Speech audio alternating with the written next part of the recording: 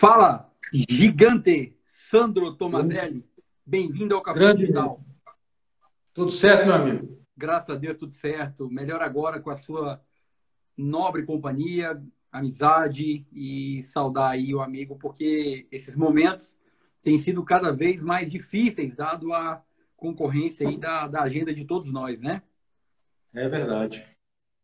Eu quero inicialmente aí te dizer que esse projeto do Café Digital é uma iniciativa livre de nós, professores, que queremos gerar. Eu digo nós, porque você já faz parte desse projeto, é um projeto que não é só meu, é de todos aqueles amigos que participam.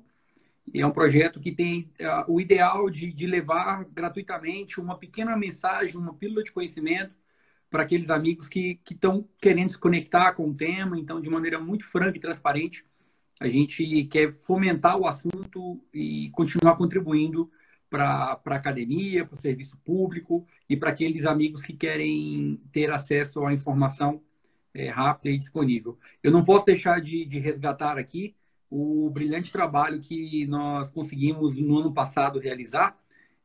Só saudar aqui, o pessoal está chegando agora. Boa noite, Alain. Boa noite, Carolina. Boa noite, Divan. Giselma, um beijo para você, minha amiga. Lucas, o André, Marcelo Bueno, saudade desse cara. Marcelão participou das primeiras edições aí do jogo de contratações. E eu não posso deixar de referenciar aqui, Sandrão, aquele trabalho magnífico que a gente fez na Câmara dos Deputados, né? De Foi gestão de bacana. riscos. No ano anterior, você fez um mega trabalho, que foi um evento Que ficou inovador lá aqui em também. Brasília. Né? Ó, Cíntia entrando aí. Um beijo, Cíntia, da AGU. Hoje foi meu último dia na AGU. Passei lá agora há pouco, peguei minhas coisas. Agora estou no Ministério da Economia. Um Coisa abraço. boa.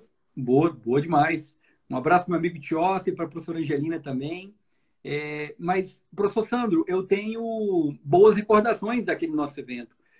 Primeiramente, eu participei do teu evento, que foi lá no TCU. Cara, foi muito bem organizado, um público muito seleto. E eu fiquei com uma sensação tão boa, pessoal, que eu cheguei para o professor Sandro tempos depois e falei, vem cá, dá para eu colar em você e fazer um evento parecido aí para a gente poder gerar um valor no público?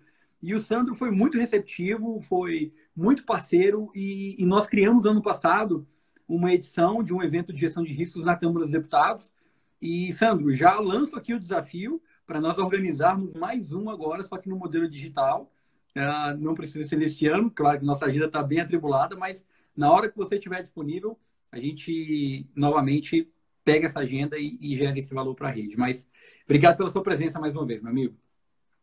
Valeu, Neto. Obrigado. É um prazer aí estar sempre junto com os amigos, né?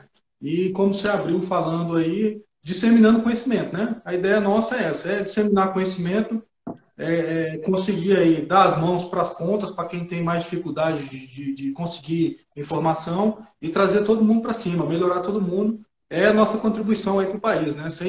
Sem falsidade nenhuma, sem demagogia nenhuma. Nós dois aí, mais uma porção de gente boa, tá imbuído desse desejo aí de elevar o nível do país. Maravilha. E antes da gente começar aqui, já temos aqui grandes nomes aqui. O professor Rodrigo Pironti acabou de entrar, amigo em comum nosso aí. Um abraço ao mega empreendedor, professor Rodrigo Pironti, grande conhecedor do tema que nós vamos falar aqui agora, gestão de riscos. E aí eu já queria entrar no tema para a gente fazer esse bate-bola. É um bate-bola sem preparação, posso dizer assim, né, Sandro? A gente tem que ser o mais espontâneo possível, porque aí foi o que eu falei, top 10 riscos, 10 eu acho que vai ser pouco aqui, mas a gente vai bater esse recorde dos 10. Eu queria começar fazendo uma provocação para o amigo, então, conta para a gente aí o que você já passou, assim, pode começar do início da sua carreira, que você começou a trabalhar com gestão de riscos nas compras de TIC. Pode pegar algum exemplo correlato também, mas conta aí para mim, sei lá, pode começar com 2 ou 3 exemplos, depois eu vou engatar com mais 2 ou 3 exemplos, e a gente vai fazendo essa construção de top 10. Sempre respeitando o seguinte critério. Você conta a história, o que aconteceu, o desdobramento e a lição aprendida. Mais ou menos nesse formato, para que o pessoal possa ter isso na base de conhecimento dele. Então, a palavra é toda sua. Mete bronca. Ótimo. Cara, o primeiro que eu sempre me lembro quando alguém fala de risco e contratação Eu não sei se ele é tão comum, espero que não seja, mas eu já vi histórias por aí. Mas é o que eu sempre me lembro primeiro, cara. Sempre quando pergunto qual é o maior, qual é o mais problemático. A resolução foi tranquila, não virou problema não, mas foi um risco assim que eu tenho medo até hoje desse risco. Que foi o seguinte, cara, eu estava fazendo uma contratação para a Justiça do Trabalho toda, então eram 27 órgãos, 25 órgãos, 24 mais o Tribunal Superior do Trabalho. Cara, e era uma contratação de firewall, equipamento de TI com redundância para a Justiça do Trabalho inteiro. Estava orçado aí inicialmente, se não me falha a memória, em 40 milhões de reais. Bom, aí tu já sentiu o drama, né?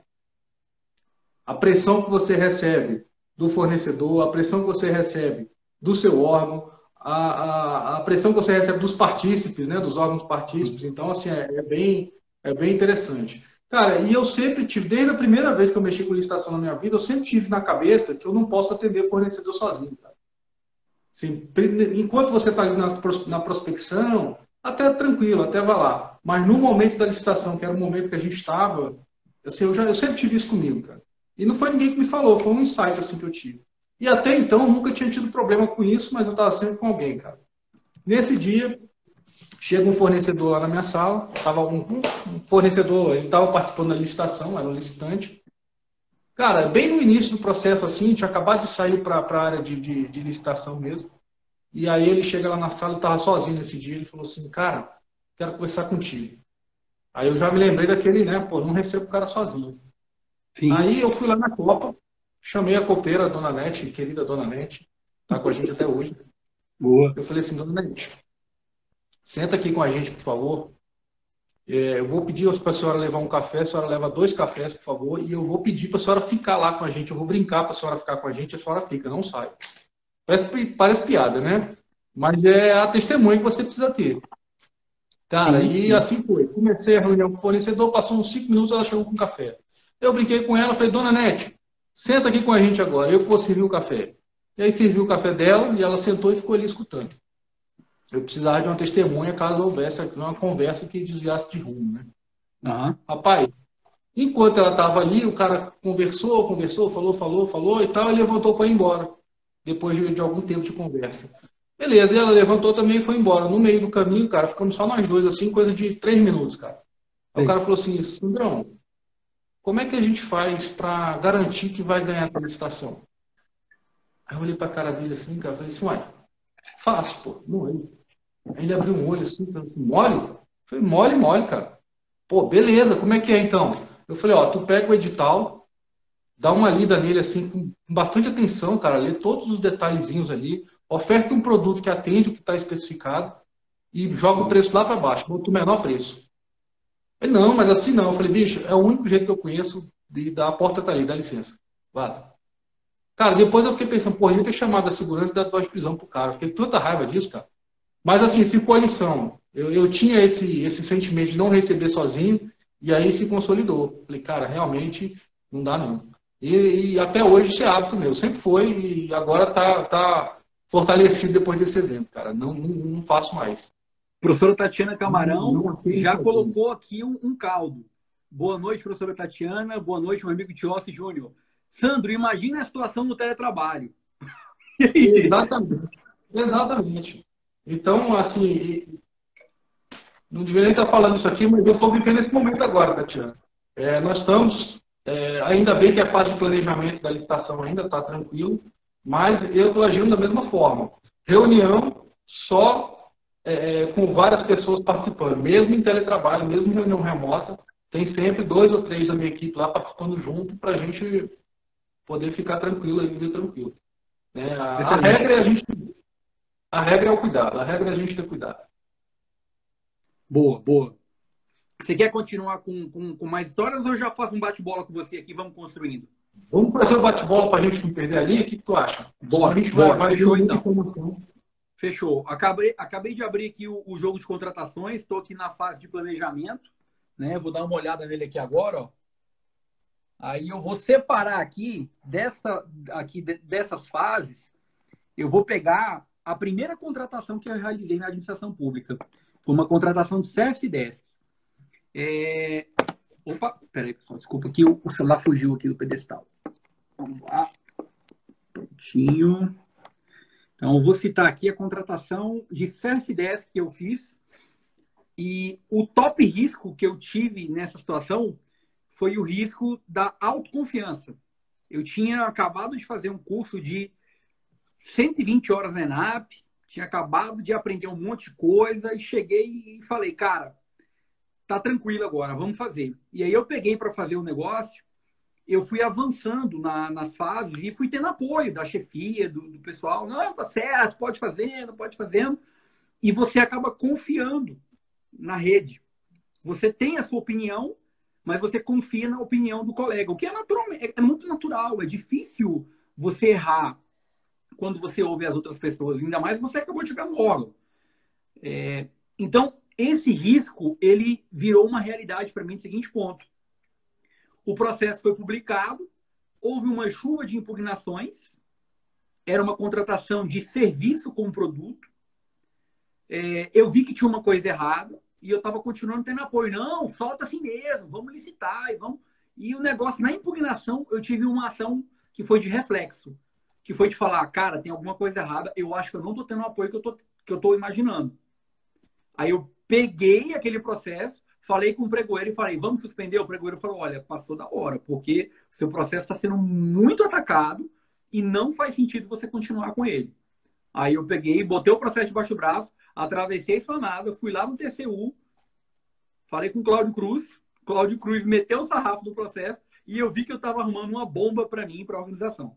Então, o risco da confiança de que eu sei que eu estou fazendo a coisa certa. Foi aí que eu passei a desenvolver a teoria da demanda, do qual eu preciso de avaliar bem o cenário antes de dar espaço. Então, esse foi um top risco, o risco da percepção equivocada de que eu tenho o domínio do processo, porque nós não temos, mesmo conhecendo tecnicamente, não tem como você controlar todas as variáveis.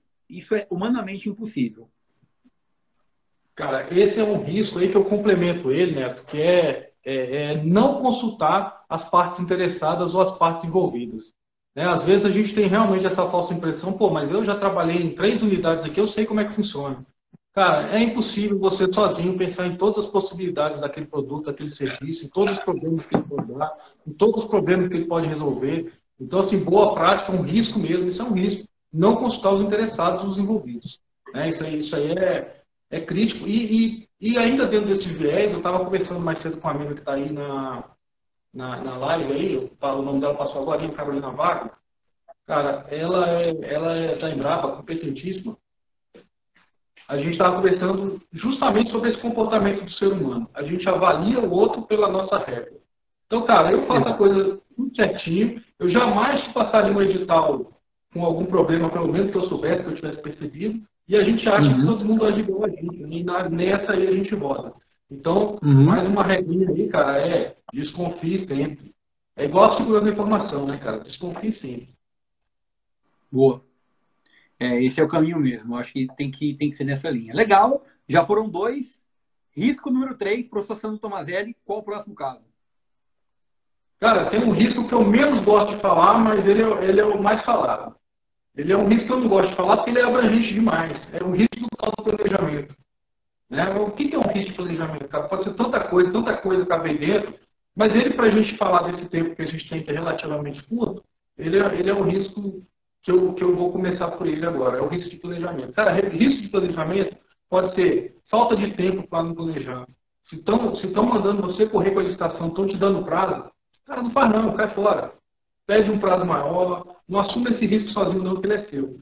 Se você não conhece bem o mercado, faz uma pesquisa ampla de mercado, conheça os produtos, conheça os fornecedores.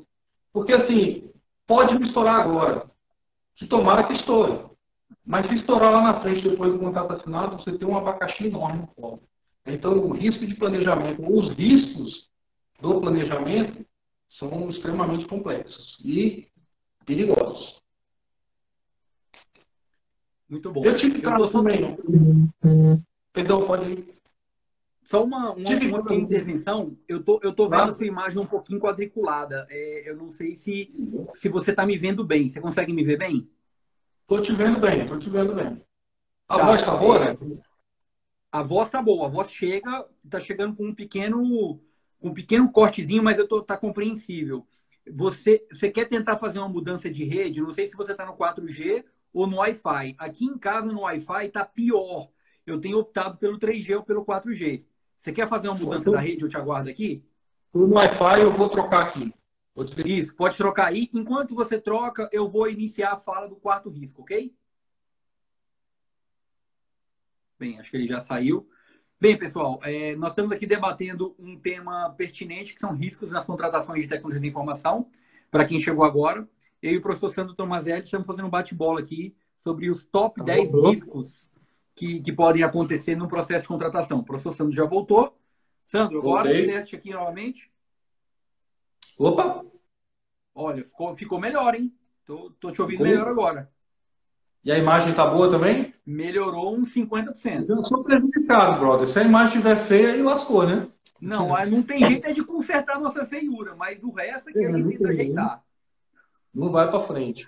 Não vai então a gente estava falando dessas questões do planejamento, né? Tá. E aí eu ia contar um caso. Eu tive um caso de gestor querendo correr por conta de orçamento. E aí eu nem estou julgando, tá? É lícito, é legal, é legítimo. Ele queria aproveitar o orçamento que já estava aprovado. Aí ele falou, ó, cara, se não fizer esse ano, o ano que vem não sai. Eu falei, ó, com todo respeito, mas essa contratação ela não é minha, não é para mim, não é para minha família. Ela é para o tribunal e ela está sendo feita com dinheiro público. Então, assim, eu não vou fazer correndo e colocar em risco o tribunal, a contratação e o meu CPF. Não vou fazer. Se você não quiser jogar para o ano que vem e ela não ficar pronto, cara, sinto muito. Eu vou trabalhar para conseguir esse ano, mas eu não garanto. Ah, mas aí se ficar para o ano que vem não tem orçamento. Eu falei, pois é, aí o tribunal ele tem que sentar e os órgãos competentes do tribunal têm que sentar e deliberar. Essa contratação ela é necessária de fato? Nós precisamos? Ela é importante? Se sim, arruma um orçamento, cara. O orçamento não é problema nosso. O nosso problema é fazer uma licitação bem feita. E executar esse orçamento bem feito, né? Não adianta você sair fazendo na pressa. Então, eu estou entendendo que a falta de tempo, a questão da justificativa ou da pressão que a gente tem para poder fazer o processo, não é isso?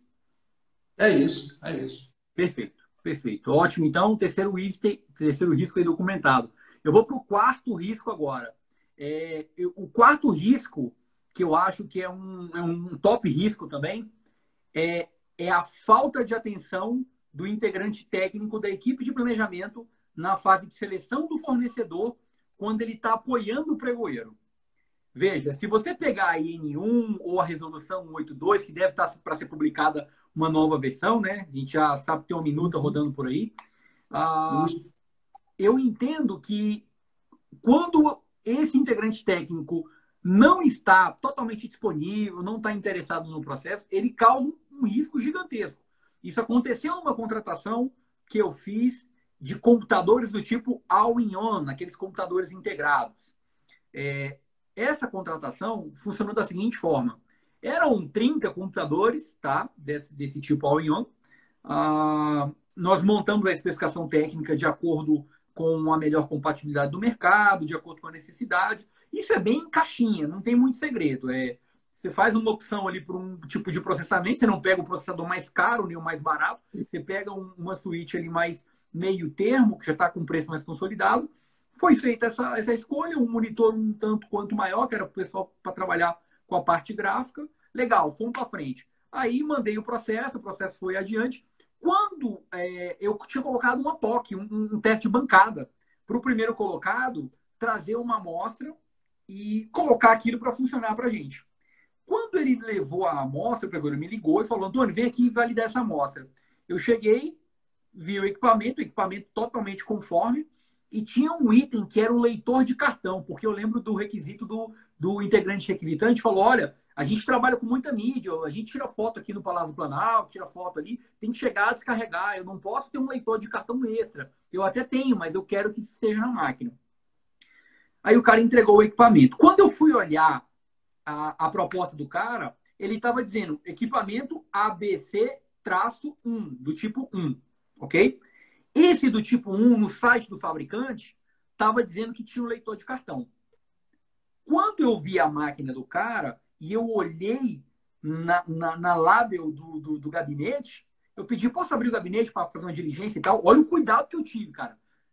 como eu conheço dessa parte de hardware, eu tenho uma formação nesse negócio, pô, eu fui ver se... Porque eu sabia que tinham outras categorias de produto.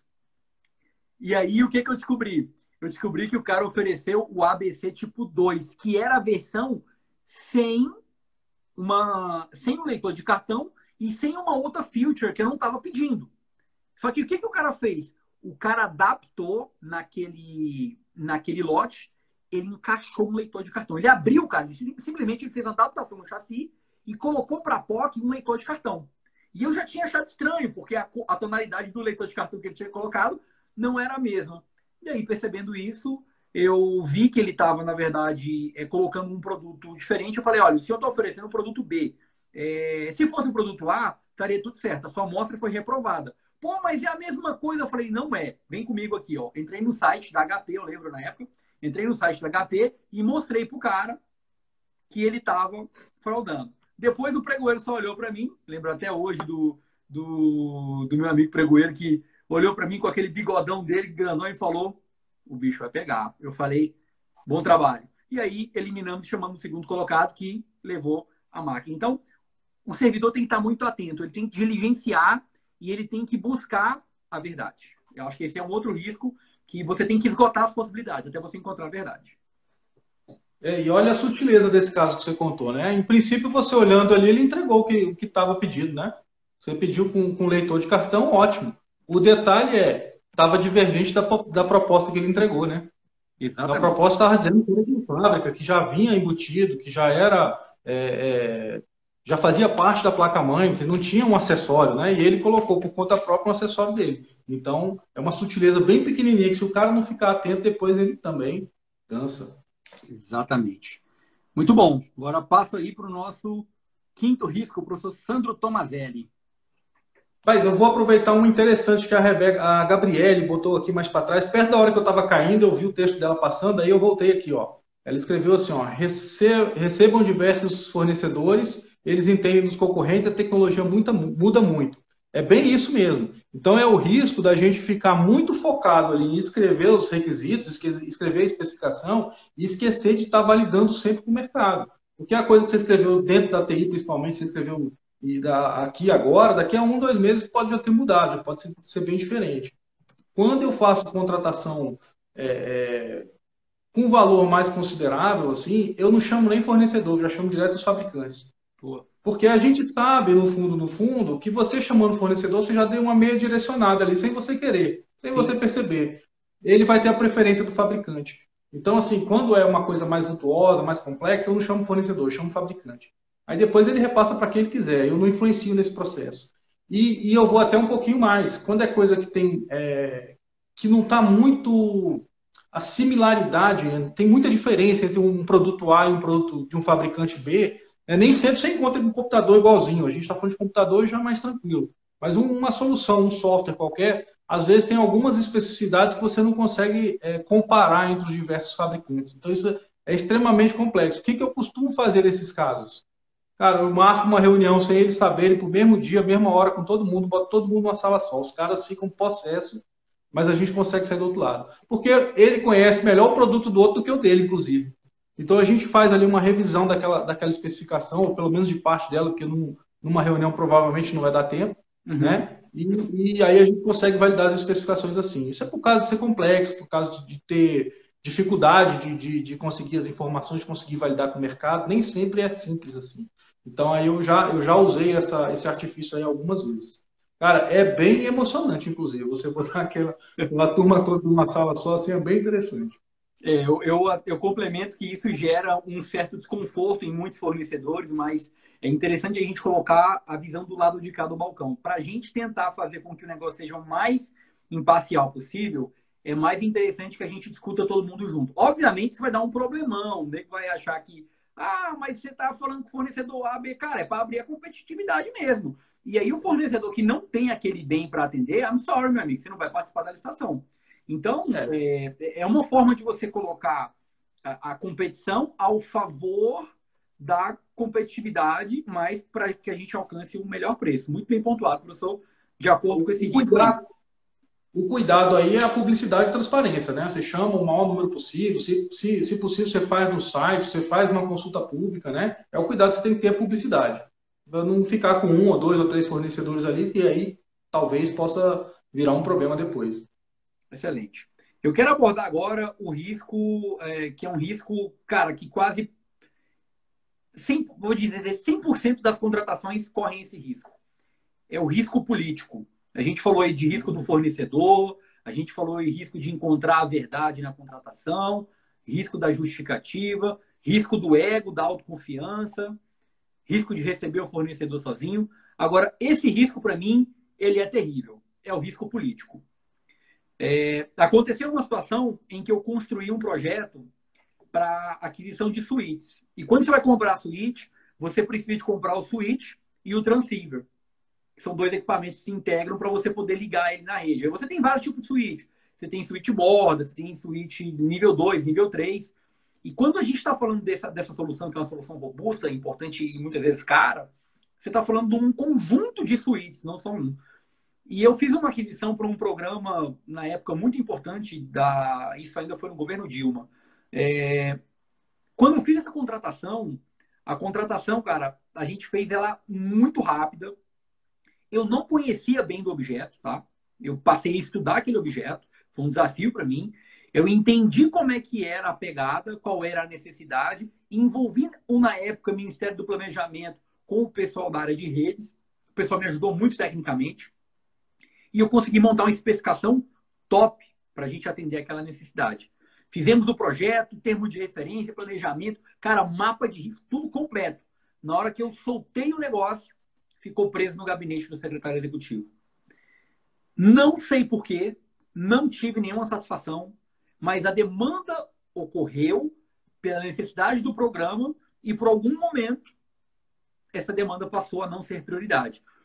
Não tem nenhum problema. Só que aí eu calculo o preço da mão de obra de quem montou o projeto. Por que então que a alta administração não reavaliou isso antes e não definiu corretamente o processo? Sabe o que eu fui descobrir depois? Eu fui descobrir depois que esse cara foi exonerado, porque ele acabou saindo tempos depois. Eu fui descobrir que, na verdade, ele tinha uma insegurança, porque ele não conhecia do projeto. Ah, pelo amor de Deus, cara, se o cara não consegue superar a questão técnica e está num cargo de gestão, há um problema muito sério a ser resolvido. Que eu acho que aí sim é um problema político. Então, a gente tem que começar a ter uma comunicação mais clara entre o nível político e o nível técnico para as coisas funcionarem. Eu acho que essa questão, Sandro, a gente que trabalha muito com projeto, manda quem pode, obedece quem tem juízo, ela tem que ser reavaliada no momento de crise e no momento de construção. Porque se for para funcionar da maneira sempre hierárquica, eu vejo que isso vai trazer alguns problemas. A hierarquia funciona, ela é importante, ela deve ser respeitada. Mas para projeto, para ser construído, eu já vi alguns projetos morrerem por questão de liderança ou chefia que não soube fazer a condução do projeto da melhor forma. Então, registro aí que a questão da parte política é aí um top 10 riscos das contratações de TIC. Cara, vou continuar o meu risco agora nesse assunto aí. Derivado dele, tá? É a falta da governança, da estrutura de governança na instituição. A falta da estrutura de governança causa uma série de riscos. E aí, pensando especificamente em licitações, pode ser um desses seu caso. Em algum lugar que eu já trabalhei, não vou falar o nome, né? E lá no Tribunal Sueco do Trabalho, TST, cara, há muito tempo atrás, mas isso aí deve ter acontecido aí em 2010, 2011. A gente já tinha as estruturas de governança, elas estavam formadas, mas ainda não funcionavam a contento. Era mais para inglês ver, né? Era aquela, tinha comitê disso, comitê daquilo e tal, mas não era efetivo, não funcionava na prática. E aí uma vez chegou uma certa licitação para atender umas necessidades específicas de um interesse não tão republicano, não tão público, e aí resolveram passar pela minha área para a gente fazer um parecer, cara. Ainda bem. Aí eu fiz um parecer contrário, todo fundamentado, por que não, por que não, por que não, na lei tal, baseado nisso, naquilo outro. Eu não vou entrar em detalhe porque era, né, crítico, assim, essa contratação. E aí o cara que pegou meu relatório falou assim: meu irmão, você é doido? Eu falei assim: cara, doido não, eu sou técnico. Assim, a gente pode ter dois tipos de decisão aí, pelo menos. Uhum. Lohan, o grande terceiro. Uma decisão política e uma decisão técnica. A decisão política basta você tomar e manda um memorando, assim, ó, faça, cumpra. Pronto, acabou. Agora, a decisão técnica, ela é técnica. Ela está fundamentada. Eu não posso dar uma decisão diferente daquilo que eu conheço tecnicamente. Né? Então, tá aqui. Aí o cara, não, mas não vou fazer isso não, cara. Não vou mandar isso aparecer para frente. Eu vou mandar aqui que eu mando, cara. Não tem problema não. Não, como é que eu vou fazer? Eu falei, cara, a gente não tem um comitê. Na época ele chamava comitê. Como é que chamava, cara? Comitê Gestor de TI. Hoje é Comitê de Governança de TI. Na época ele chamava Uhum. Comitê Gestor de TI. Não tem um comitê? Tem. Não tem ministro que faz parte do comitê? Tem. Cara, submete para o comitê. Essas decisões não tem que ser nossa, não. A gente fundamenta, cara. Em caso de comprar, nós podemos correr esses riscos. Em caso de não comprar, nós podemos correr esses riscos. E manda para o comitê. Pronto, cara. Fizeram isso. Foi a primeira vez que eu me lembro do tribunal que usou esse comitê de fato. Submeteram para o comitê. Cara, a reunião foi 5 minutos do comitê. Assim, ó, estão pedindo isso, a gente acha isso, isso, isso. Pode ter um problema de não comprar de fato, mas pode ter esse problema de comprar. O que a gente faz? Não compre. Foi Boa. imediata a resposta. Com a chancela do ministro. Boa. Cara, acabou ali. Pronto. A partir daí, fortaleceu a governança. A professora Tatiana foi brilhante na colocação. A governança e o programa de integridade asseguram essa liberdade. A professora Tatiana, que é uma grande Exatamente. conhecedora do tema de compliance e de programa de integridade, trabalha no TJ de Minas, conhece bem disso. E eu concordo, professora Tatiana e professor Sandro. Eu acho que a gente precisa realmente de saber usar essas estruturas e não trazer para si uma decisão que, porque você tem um cargo, cara, não é bem assim. A decisão tem que ser sempre consensual e para uma longevidade maior da instituição. Então, você tem que observar essas estruturas para que as decisões sejam o mais inteligentes possíveis e não foquem nas pessoas, e sim na questão realmente do negócio. Muito bom, falta de estrutura de governança foi bem colocado. Eu quero colocar agora o risco que eu mais falo nas minhas palestras, o risco que é a teoria do meu livro, que aqui é a teoriazinha do elefante, o risco da comunicação. E quando eu falo comunicação, eu quero citar aqui o risco da equipe de planejamento da contratação. E eu não quero entrar aqui num ponto específico, porque você vai ter várias interações. Quem abre o processo do BPMN sabe que a equipe de planejamento vai lá, cria o DOD com apoio do integrante requisitante, o integrante técnico pode interagir, aquilo tem que vir de um orçamento, eu tenho que consultar, aquele processo vai fluir, eu vou gerar um ETP com integrante técnico, administrativo, vou fazer toda aquela confusão para depois fazer uma gestão de riscos e gerar um termo de referência, e alguns atores assinam aquele papo que a gente sabe que é difícil acompanhar de maneira linear e cada organização tem o seu fluxo. Né? A N1 da SGD de 2019 traz bem, de 4 de abril, ela traz bem essa definição. Mas o fato é o seguinte, como é que eu vou resolver essa questão da comunicação? Para mim, o risco de comunicação é o risco da falta de um alinhamento. Ou seja, eu tenho que fazer uma contratação. Está lá no meu PAC, está lá no meu PGC, está na minha estrutura de governança, do qual já chegou de cima para baixo. A área de TI tem que tecnicamente executar aquilo dali, seja uma fábrica de software, seja uma contratação de firewall, seja uma contratação de qualquer objeto. E aí, quando aquilo cai para a TI, o integrante técnico, que eu digo que é o gestor daquele projeto, o gerente daquele projeto, esse cara ele não tem responsabilidades. Habilidades técnicas, ele até tem, mas às vezes ele não é um cara articulado. Não é um cara que consegue pegar na mão do integrante requisitante e extrair do integrante requisitante a necessidade real. Porque, beleza, tem orçamento, está no PGC, mas, meu irmão, tem que planejar essa contratação agora. Porque o cara quer computador, mas você não sabe qual é o tipo de computador, qual é o tipo de equipamento, se é um desktop, se é um notebook, ou se é um all-in-one, ou se é um iPad. Então, tem que se decidir isso muito bem. E aí, quando esse cara não consegue orquestrar a comunicação de modo a pegar os elementos, colocar no processo, e aí, Sandro, vem uma questão muito importante, quando ele não sabe escrever o que de fato aconteceu na linha cronológica, o problema de comunicação ferra tudo. Porque na hora que chega para um pregoeiro, na hora que vai licitar, ele pode até superar essa etapa. Mas na hora que você vai ter a gestão do contrato, o gestor do contrato pode ter dificuldades porque ele não vai entender o real objetivo daquela situação, ele vai ter dúvidas, ou então talvez aquilo não tenha ficado claro. Então, destaco o problema da comunicação, que a gente aborda muito na aplicação do jogo de contratações nesse cenário. Então, comunicação, para mim, da equipe de planejamento é um item crítico.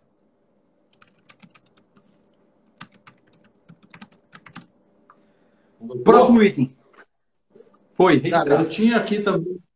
Beleza. Eu tinha também um item anotado que era comunicação também. Olha só aí como nós estamos alinhados. Mas a minha Boa. comunicação que eu tinha pensado era entre a equipe de planejamento e a equipe de gestão do contrato, né? Que essa comunicação também, se não acontecer, não tiver redonda, cara, nós vamos ter sérios problemas lá na gestão do contrato, sérios. E aí, cara, a própria IN, quando ela saiu da IN04 para a IN01, ela amenizou essa situação. Que eu me lembro aqui de cabeça, principalmente em dois aspectos. Antes, ela recomendava que a equipe de planejamento fosse diferente da de gestão. Agora, ela Perfeito. já permite que seja a mesma equipe, né? Provavelmente era esse o problema que ele estava querendo resolver. Essa falha de comunicação, essa quebra de comunicação na transição. Uma outra característica que veio com a nova IN foi a seguinte: a equipe de planejamento agora, ela só se dissolve depois da assinatura do contrato. Então ela vai até a assinatura do contrato, inclusive apoiando agora, por força da IN, apoiando o pregoeiro. Isso Então você isso está foi dizendo já fantástico. da resolução 82 nova? Isso Interessante, hein? está da 04 e aí a 182 está pegando bastante coisa dela. A última revisão que eu vi ela trazia, mas de final do ano para cá eu não sei como é que está o andamento disso, eu não vi as últimas. Né? Mas até meio do ano passado ele estava trazendo também bastante coisa boa da IN. Boa inovação. Eu coloquei esse como risco 8 ainda, eu coloquei um tópico a mais para a gente manter ali alinhado, porque uma das coisas que a gente vai gerar de valor da nossa rede é esses top 10 riscos. A gente vai fazer aqui o nosso risco e tal. E, professor Sandro, o senhor já faz parte desse projeto, como eu falei, e ele vai virar um livro, já vira um podcast. Aliás, falando em podcast, o professor Sandro tem aí o Cuscuz com Gestão, não é isso? Exatamente, cara. Cuscuz Podcast. com Gestão, um podcast que nasceu de uma brincadeira de amigos conversando. Eles estavam até aí agora, Carolina, Vago e Rodolfo Correia, a gente conversando, pô, e aí, o que a gente pode fazer, cara? Vamos produzir mais nesse tempo agora de pandemia, de isolamento, de quarentena. Pô, eu tenho 10 minutos aqui vago na sexta-feira, eu tenho 15. Cara, vamos fazer uns podcasts? Vamos. Sobre o quê? Vamos falar de gestão? Vamos dar dicas de gestão, trazer assuntos de gestão, e a gente já está aí gravando, nós já temos 3 ou 4 episódios gravados, estamos indo para o quinto, tem um convidado que eu não vou adiantar, que o cara é top. Boa. Já está aberto o convite aqui para a galera que está aqui, tem uma galera muito boa aí participando também. Está aí, ó, os dois aí, Carolina e Rodolfo. Cara, e assim, em 2 dias a gente estava com 200 ouvintes já, em 4 ou 5 países, não me lembro agora quais, Irlanda, França, Portugal, Sensacional. Irlanda, França, Portugal, Estados Unidos e Brasil, cara, foi um negócio assim surpreendente, assim, a gente fez mais, assim, pô, vamos fazer, vamos, e não esperava esse retorno, estava bem bacana, cara, então Massa convido a demais. todos, Que, a como gente é que, fechou. como é que faz para conhecer, então? Onde é que segue o teu podcast, professor, para o pessoal conhecer? Cara, a gente tem um Instagram, olha que barato, olha a outra sacada que foi surgindo dessas 3 cabeças aí. Nós fechamos Instagram, podcast e blog. Então a gente dá umas iniciadas ali no Instagram, aprofunda no podcast e no blog tem um detalhamento de alguma coisa que a gente não conseguiu tocar. Então, Boa. às vezes, fala, tem uma pesquisa tal, lá no blog tem os detalhes dessa pesquisa. Então, se você acessar pelo blog, que é Cuscuz com Gestão, já.com.br, você vai ver o endereço dos podcasts, tem várias ferramentas, várias plataformas de podcast, aí você consegue acessar de lá tanto o Instagram quanto já o podcast, é mais fácil. cuscuzcomgestão.com.br. Excelente, muito bom. Já estou seguindo, já aprendendo também. Aproveitar o momento aqui, eu também estou com o meu podcast no Spotify. Basta digitar lá Jogo de Contratações, ou Big Game, ou Antônio Neto. Canal do YouTube também, a FS Neto. Todas as lives são gravadas no YouTube. E tem também a lista do Telegram que está disponível. Quem quiser, é só me mandar um direct. Essa lista, todo dia, eu estou mandando uma pílula de conhecimento sobre compras. Então, o professor Sandro está convidado também, porque a gente pode se ajudar. De repente, na lista, pode dar um insight para mais um café. A ideia agora é a gente se misturar, porque eu e o Sandro, a gente sempre teve essa colaboração desde o primeiro momento. E não tem vaidade, né, Sandro? Não tem apego, não tem nem concorrência. Tem realmente, assim, ver o outro crescer é uma coisa que faz bem. Então, a gente acredita nesse mundo abundante, né? Não tem necessidade de ficar com esse negócio de, esse pedacinho aqui é meu. Cara, só tô chamando o brother aqui. Todo mundo fala de contratação de TI, cara. Não tem Para dessa. quem é bom, tem que para todo mundo, cara. É isso aí, é isso aí. Ó, eu tenho aqui agora um risco massa que eu quero falar para a galera. Deixa eu dar um detalhe aqui, né? Porque essa frase pode ter soado assim, meio esquisita. Para quem é bom, estou dizendo é bom, coração bom, estudioso, o cara tecnicamente corre atrás. Né? Não tô querendo ser nada disso, não. O cara que tem um coração bom, o cara esforçado, o cara que corre atrás, isso aí tem lugar para todo mundo, cara. Todo mundo tem um lugarzinho garantido ali. E a gente não se importa em dar a mão para ninguém trazer junto, não. E, poxa, Sandro, não posso deixar de chamar a atenção nesse ponto agora. Existem vários professores, vários colegas que estão aí nas suas campanhas, fazendo o Instagram, gerando conteúdo. Ontem mesmo, um dos professores me procurou aqui e eu peguei e falei, continue. É assim que se faz, insista. Não pela busca do sucesso, mas pela busca do teu aprimoramento contínuo. Isso vai te levar mais longe. Então, aos colegas que estão buscando seu espaço, não só nessa área de licitações, eu digo, Sandro, que eu não trabalho só com licitação hoje, eu trabalho com educação, trabalho com gamificação, trabalho também, tem um pezinho na área de saúde, poucas pessoas sabem, mas eu trabalho, escrevo artigos científicos da parte de biomédica, saiu um artigo recente.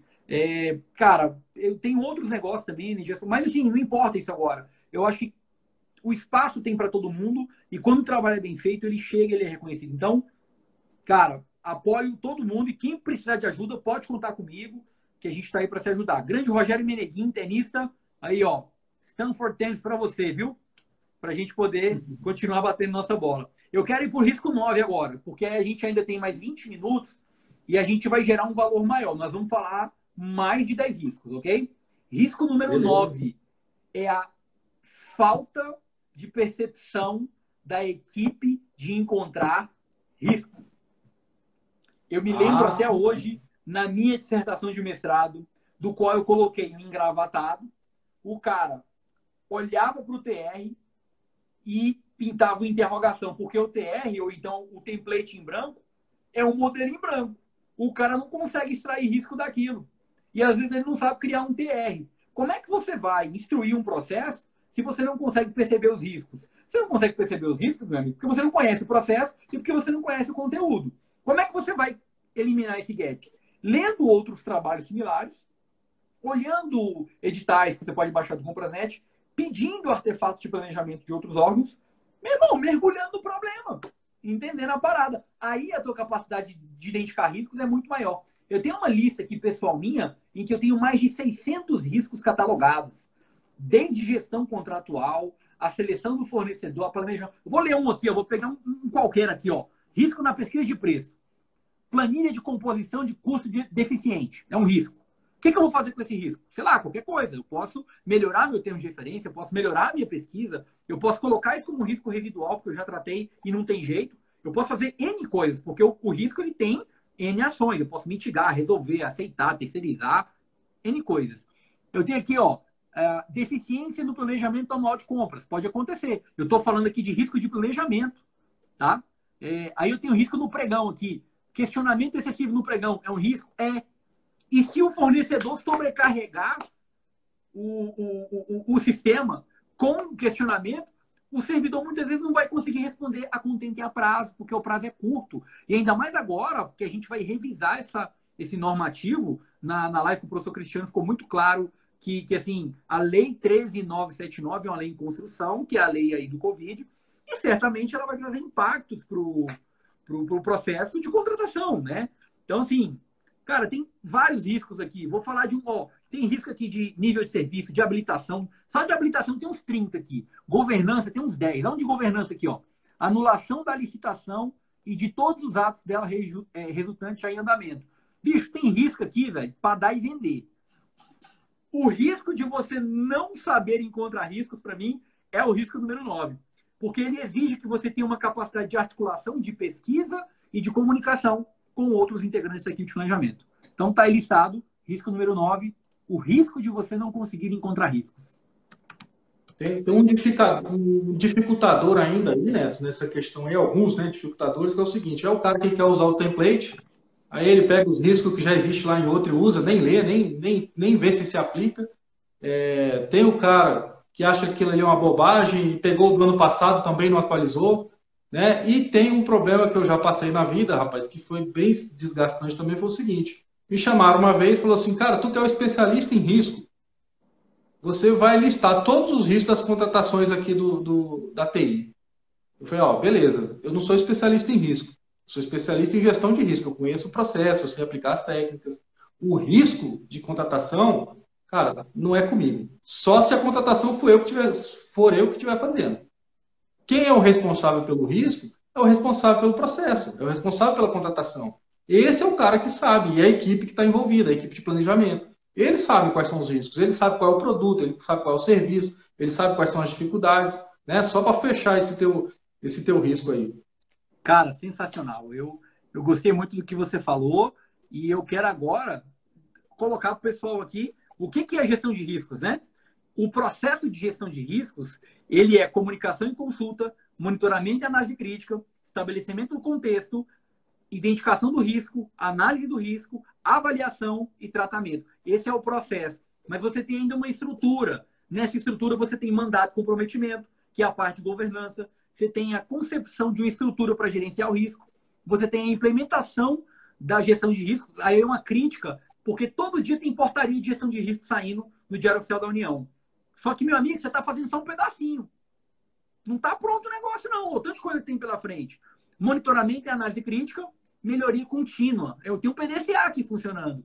E você ainda tem os princípios da gestão de riscos, que é criar valor, ser parte integrante do processo, parte da tomada de decisão, abordar explicitamente a incerteza, ser sistemática, estruturada e oportuna, baseada nas melhores informações, feita sob medida. A que eu mais gosto, considerar o fator humano, ser transparente e inclusiva, dinâmica e facilitar a melhoria contínua. Então, se o cara não observar esse contexto da gestão de riscos, meu amigo, não vai adiantar nada. E eu concordo com você. Eu também não me considero um especialista em riscos de um processo, porque cada processo é um momento novo. Se eu for contratar computador agora e daqui a 6 meses contratar de novo, meu amigo, desculpa, são outros fornecedores, é outra situação e eu tenho que reavaliar. Então, eu achei importante isso que você falou, porque a gestão de riscos realmente traz para a gente uma visão mais ampla do que é que pode estar acontecendo. E eu quero destacar aqui alguns instrumentos. Lá na minha dissertação de mestrado, em 2013, que na verdade foi um trabalho até de 2008, eu comecei a trabalhar nisso porque eu peguei um template de uma contratação de 2 milhões de reais, em que eu olhei o template de análise de riscos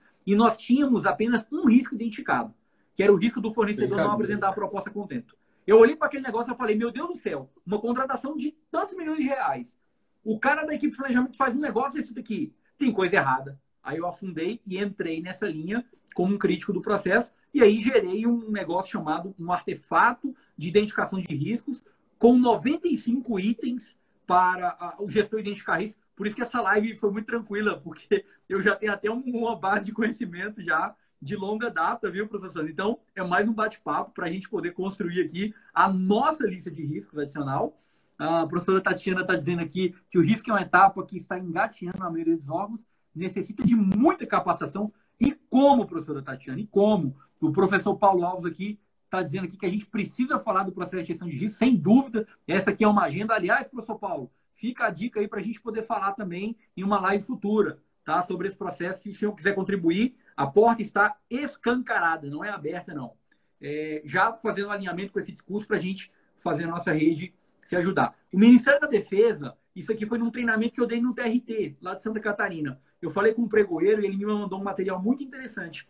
O Ministério da Defesa, ele tem um caderno de instrução, que é o caderno 32. Quem quiser esses materiais, basta me pedir no direct que eu mando, tá?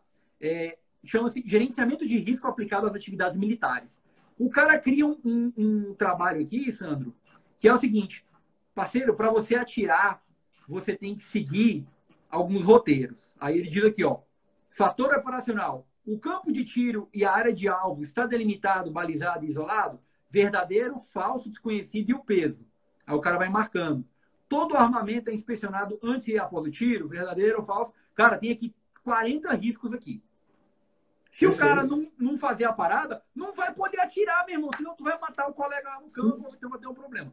Então, assim, veja que a gestão de riscos ela é muito aplicada para ciências já muito antigas. A própria 31.000 já vem com uma história, com um histórico de mais de 37 países em diferentes setores da economia, medicina, direito, biotecnologia, técnica, enfim, várias áreas se reuniram para criar a norma 31.000, que foi atualizada, acho que no ano passado ou retrasado.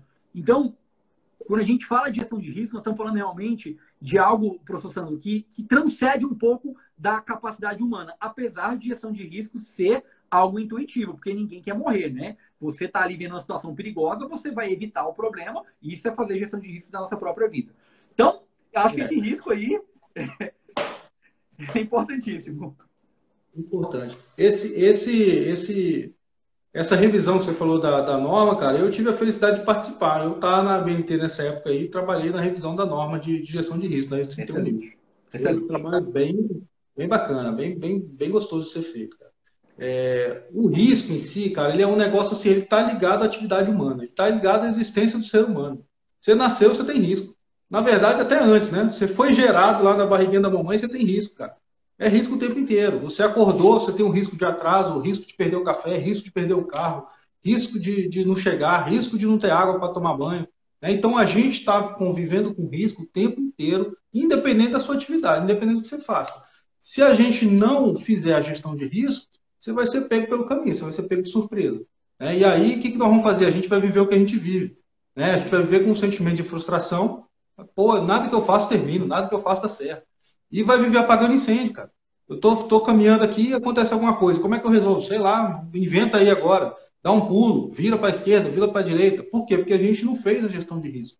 Né? Quando eu faço a gestão de risco, e você está falando em apagar incêndio.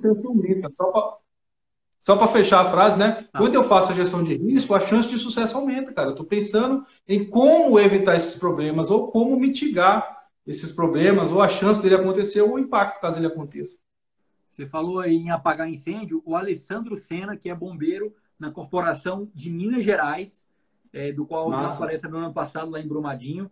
O Alessandro Sena está dizendo aqui, ó, show, prevenir esses riscos é importante. Cara, você sabe disso melhor que a gente. Todo dia você faz isso na sua missão.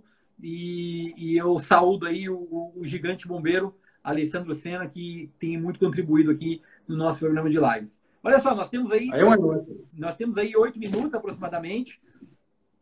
Risco de não encontrar risco foi o nono risco.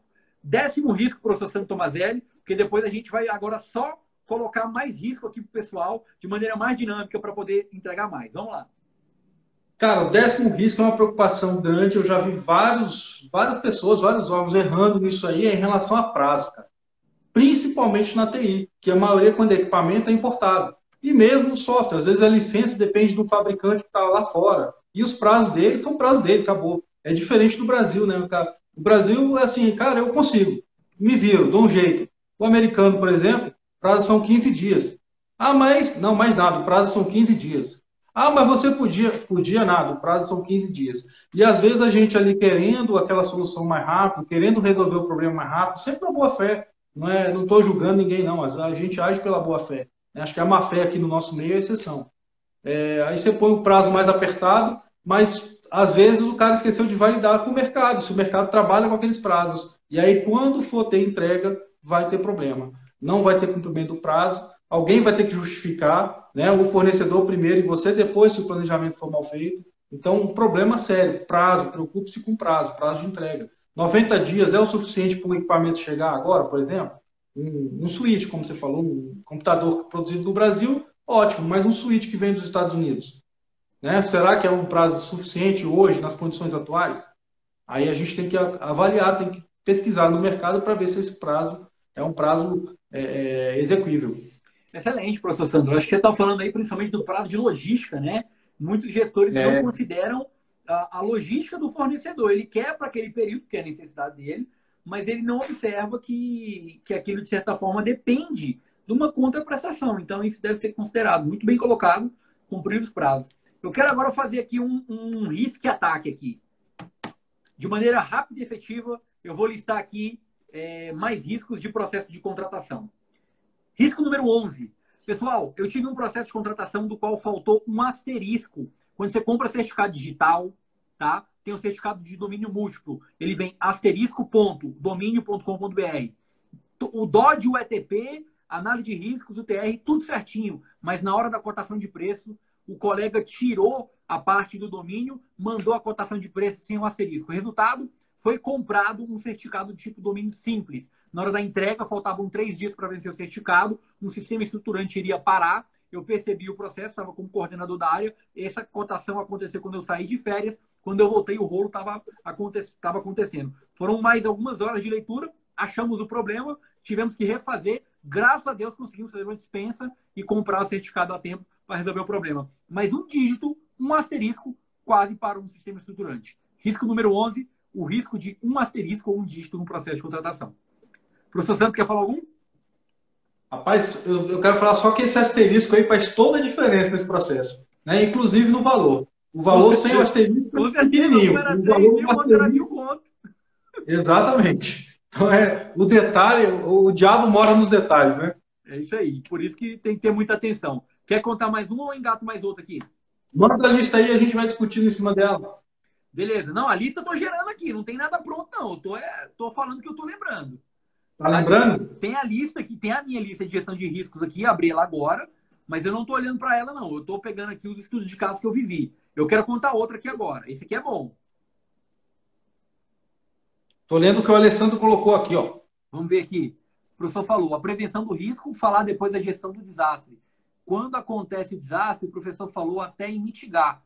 Ou uma metáfora, quando acontece o erro, o que fazer? Quer responder essa aí, Sandro? Você entendeu? Cara, depois que aconteceu o problema, ninguém previu aquele risco, ele aconteceu. É essa a ideia, né, Alessandro? Cara, aí a gestão de crise, a gestão de problema a gente vai resolver. Mas uma coisa que a gente não costuma fazer é o aprendizado. Por que aconteceu esse risco? O que faltou? Quais são os problemas que acarretou disso? E jogar esse risco aí na gestão de processo. Esse risco que aconteceu, se materializou, virou um problema, alimenta a gestão de riscos com esse risco e ver qual é a probabilidade de ele acontecer de novo, qual é o impacto que seria, quais são as respostas, quais são os tratamentos possíveis para esse risco. Então, a gestão de risco ela tem que ser cíclica, eu tenho que retroalimentar ela. Boa, Sandro. Nós temos aí 1 minuto para fechar, 2 minutos para fechar a live.